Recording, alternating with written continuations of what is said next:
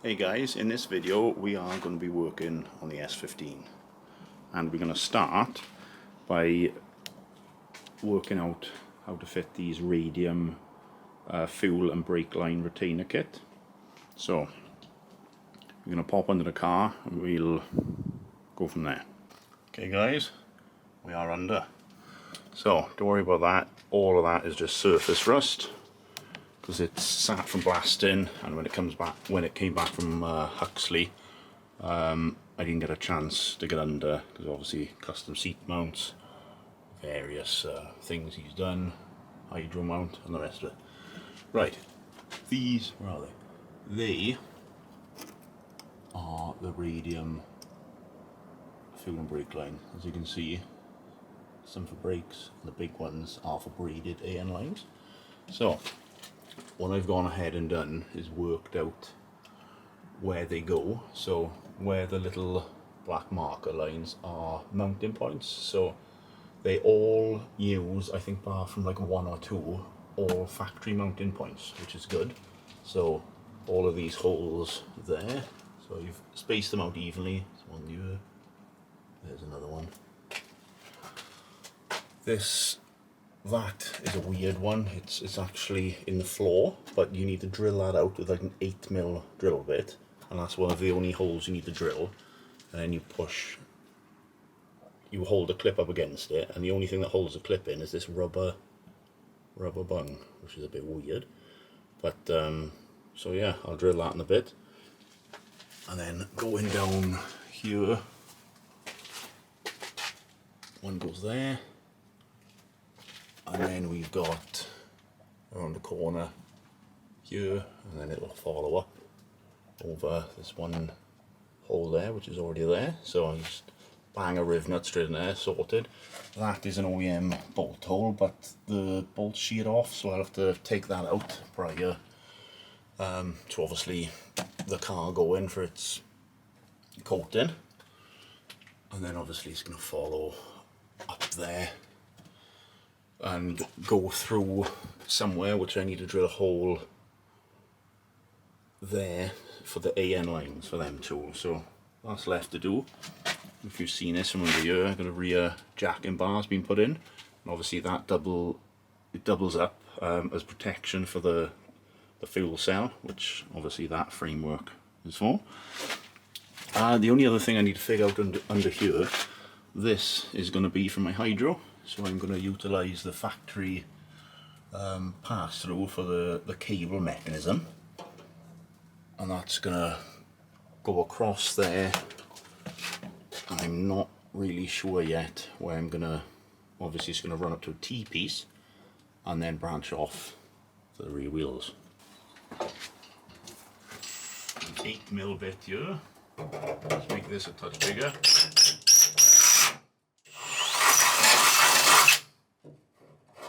That's that. So that's ready to go. Test fit this little button now. I don't want to actually push it in because my luck, I won't be able to get back up. Yeah, I could do it a touch wider, because it does say 8.2 something or other, but obviously the drill bits come in like 8, 8.5, so on. So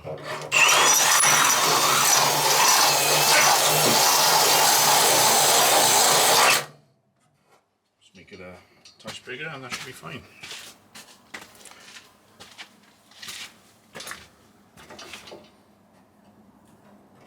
Oh, that's perfect, lovely stuff. Right, that's another job off the list now. I'm not too worried about the pass-through, because I'm where the AN lines will finish, so obviously they run up there to the fuel rail, run all the way down across like I just showed you, and then as they go through, I need to be careful, because basically, as I've mentioned in a previous video, I've got a radium fuel cell, but I haven't got the pump set, basically the top hat for it. I only bought the empty cell itself for mock-up for fabrication. So when I get the top of that, I'll have to take measurements and work it out, but I don't want the fuel lines coming through the back and then looping around to where they'll terminate. Obviously it's better to have them coming straight out of that firewall and then straight on to where they're going, so there's no excess run. I'd rather hide it under the car than having it looking messy in the boot. So the next bit we're going to get to is fitting my Vertex kit. By fitting is getting all the shut lines good, including that bonnet. And obviously to do so, that over fender's got to come off, which it just lifts away. But I'll need doors, because the door has the same, if you know S15s, it has the same line as this on the OEM body, and that follows all the way down the door. So by fitting the door and getting that, the body line correct to match, then I can drill that over fender and mount it properly, knowing that that body line will follow the door nice. Then I'll jump ahead in time when I've actually got the door hung. So we've got the door on. It's the first time a door has been on this in at least 8 years. So it's slowly bit by bit starting to look like a car. Obviously the main reason for this is, see the line? Obviously the over fender needs to be brought up, fixed temporary across there like duct tape or whatever, and then once that shut line is perfect, then that can be fixed. Obviously then once that's bang on, rear bumper, skirt, so on. So with this door, it is pretty much bang on with the body. The good thing about this is when I removed my doors a long time ago, I left the brackets on, and these are the bits with a bit of adjustability. So they are the brackets obviously which came with the car. So all I've done, these have got like a little, can't even talk, these have got little alignment dowels built into the door. So all I've done, lined those up, obviously put the bolts in, and then you've got OEM positioning. Duct tape that up, drill that, fix it, skirt, and then move on to the wing. Okay.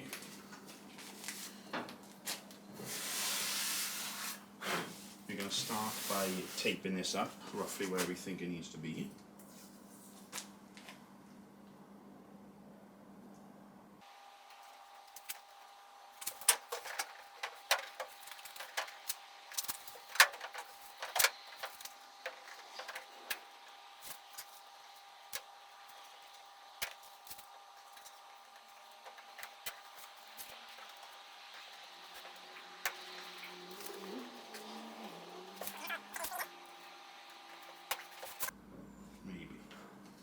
We'll try and get the side skirt on now, and that's another confirmation of if it's in the correct place. There she is.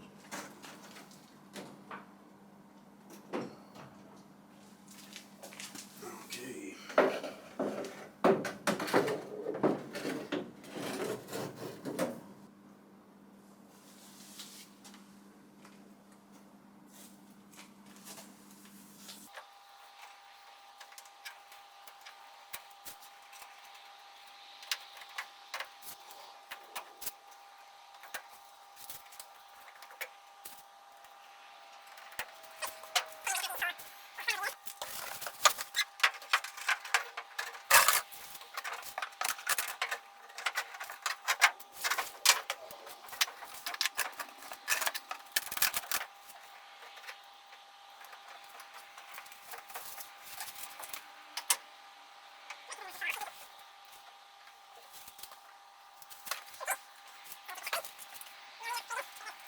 Right, pretty happy with that. It's pretty obvious we're going to have to get a pretty serious wheel on the back of this to address all this arch gap. But right, let's move on to the front. We're going to put the wing on, just check everything fitment wise there, that the front of the skirt goes into it well, and then we can move back here then and actually start drilling these so they got some permanent fixings.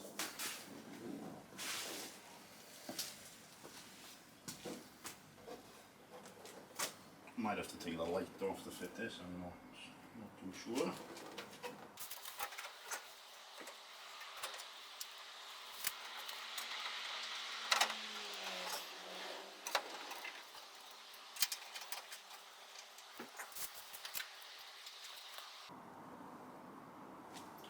Right guys, this is literally one bolt and the fitment is unbelievable.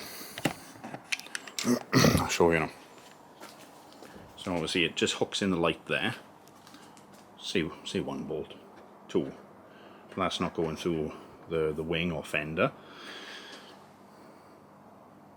So obviously there's one perfectly in line. Another one perfectly in line. Where is it? That's just on the edge. Obviously that one's bang on. That's hooked behind the door. And that is genuine Vertex for you. It's my first time ever dealing with it. But that is literally just placed on. We can start getting the picture now of how she's going to be. Exciting times. Okay, I'm going to pop the front bumper on now. Get the odd bolt in there. We can go from there.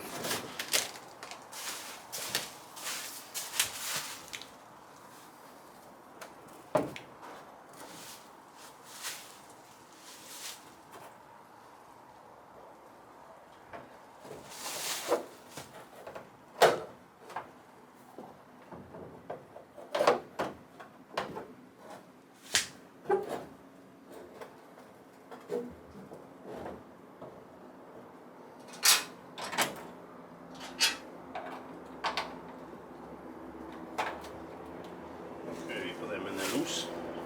Do it just bumping the work.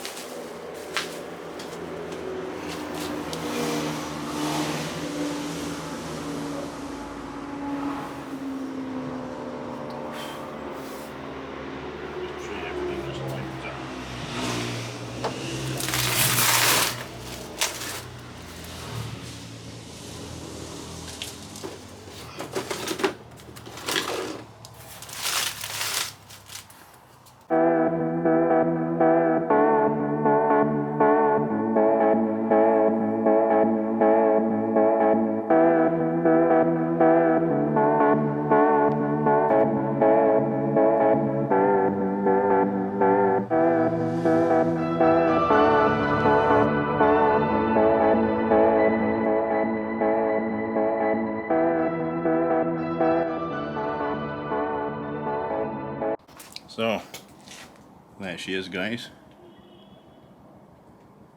It's nice to, well, almost feels like it's a car again. Right, I've gone ahead and drilled a few here. There's three. Left that drill bit in because this end, as you can see, is under a bit of tension, and so there's so much tape there. So that's drilled, and I've marked the final three here. So I'll go ahead and drill those now.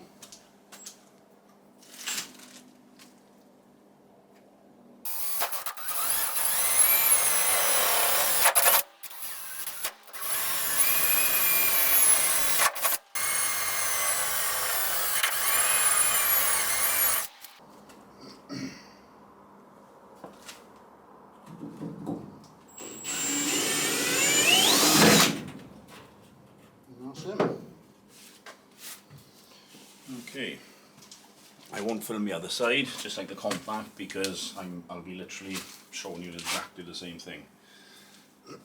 In regards to these now, I can't move the car forward on my own because the brakes are sticking on a bit, so we won't be fitting the rear bumper, but there is no drilling required to fit that. It's all as you can see here, if you can, there's all like OEM bolt holes for it to line up, and obviously that will help with these. So I'm not sure whether I make spacers or anything. just to get extra mounting points here, or just rely on the rear bumper mounting to tie that in. The same goes for here. I can tie the, I'll show you now. So down here, it would be nice to have 2 mounting points there, just for it obviously not to go anywhere. But I can do something there, and you know, basically there are tabs there which I could just run something through just to get a mount in there. But as it sits, we're not looking too bad. That little gap there will go, because I don't know if you can see them too. So when the bolts are in, I'll show you, it'll pull that back in, and then that's the end of that gap. So right, we shall move on to drill in the 2 holes now to get my my AN lines into the boot here. That's just the hat of the cell, but from pictures I can work out where the fuel lines go. So obviously if they're this side, they're just going to go straight up there, the other side straight back, so it's nice and neat and there's no unnecessary mess going on. Okay, so it's a bit awkward to film, but there's my 2 AN lines done. Very short run to where the fuel cell is going to be. So, and with that I've done a little bit of additional mounting. I don't know if you can see there and there, and on the rear part here and here. And as you can see, they're quite a bit wider than stock, so that area there is just void until it gets back to the metal. So I don't have to do that before paint, but I am gonna need to make little spacers, so obviously when I tighten it in, it doesn't just crush in the fiberglass and there's something to take up the space basically. So other than that, I'm pretty much believe that is mock-up done. There's only very small bits outstanding. If you remember on a previous video, the coolant expansion bottle and things like that, but from what I've seen on other builds and things like that, a lot of them have been mounted on the suspension turrets, and there's loads of room there, but obviously without putting the engine in, I don't actually know exactly the room I've got, you know. So that being said,